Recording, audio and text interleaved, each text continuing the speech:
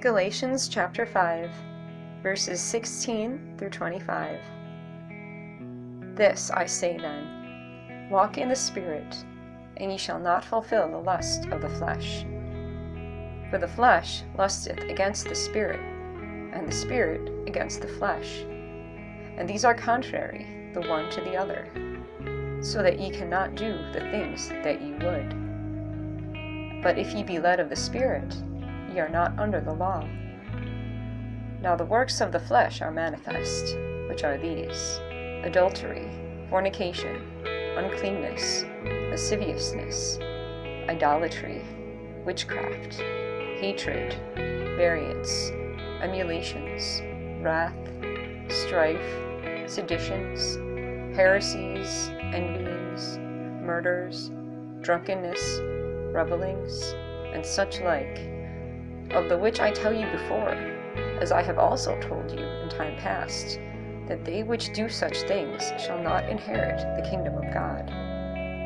But the fruit of the Spirit is love, joy, peace, longsuffering, gentleness, goodness, faith, meekness, temperance. Against such things there is no law. And they that are Christ's have crucified the flesh with the affections and lusts. If we live in the Spirit, let us also walk in the Spirit.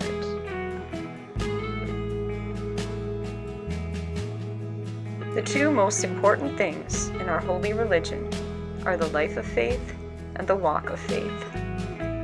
He who shall rightly understand these is not far from being a master in experimental theology, for they are vital points to a Christian. You will never find true faith unattended by true godliness. On the other hand, you will never discover a truly holy life which has not for its root a living faith upon the righteousness of Christ. Woe unto those who seek after the one without the other. There are some who cultivate faith and forget holiness. These may be very high in orthodoxy, but they shall be very deep in condemnation, for they hold the truth in unrighteousness. And there are others who have strained after holiness of life, but have denied the faith, like the Pharisees of old, of whom the Master said, they were whitewashed sepulchres. We must have faith, for this is the foundation. We must have holiness of life, for this is the superstructure. Of what service is the mere foundation of a building to a man in the day of tempest? Can he hide himself therein? He wants a house to cover him, as well as a foundation for that house.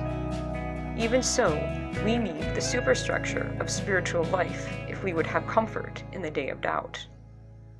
But seek not a holy life without faith, for that would be to erect a house which can afford no permanent shelter, because it has no foundation on a rock. Let faith and life be put together, and like the two abutments of an arch, they will make our piety enduring. Like light and heat streaming from the same sun, they are alike full of blessing. Like the two pillars of the temple, they are for glory and for beauty.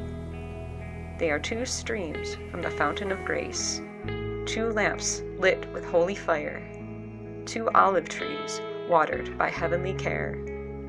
O Lord, give us this day life within, and it will reveal itself without to thy glory.